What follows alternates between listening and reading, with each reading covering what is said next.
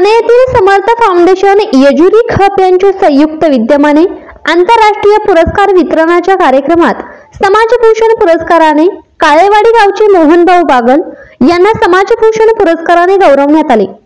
बागल हे महाराष्ट्रात सांगली, सातारा, सोलापूर, कोल्हापूर या जिल्ह्यांमध्ये महाराष्ट्र शासनाच्या सर्व योजना गोरगरीब, वंचित, विधवा, दिव्यांग, निराधार या योजना वंचित घटकांपर्यंत पोहोचवणारे राज्यातील सामाजिक कार्यकर्ते मोहनभाऊ बागल यांनी सर्व योजनांचा लाभ गोरगरीब, वंचित या लोकांना देत असतात।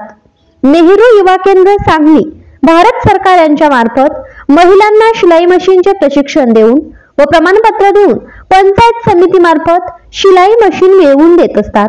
तालुक्यातील विद्यालयामध्ये स्पोर्ट्स स्पर्धा घेऊन केंद्र सरकारच्या मार्फत स्पोर्ट्स साहित्याचे वाटप करत असतात। त्यांच्या या कार्याची दखल घेऊन ॲडव्होकेट प्रशांत कदम, प्राध्यापक डॉक्टर दीपक साबळे, ॲडव्होकेट सुनीता साबळे यांच्या हस्ते त्यांना समाजभूषण पुरस्कार देऊन गौरवण्यात आले। कार्यक्रमाचे सूत्रसंचालन श्रुती पाटील यांनी केले।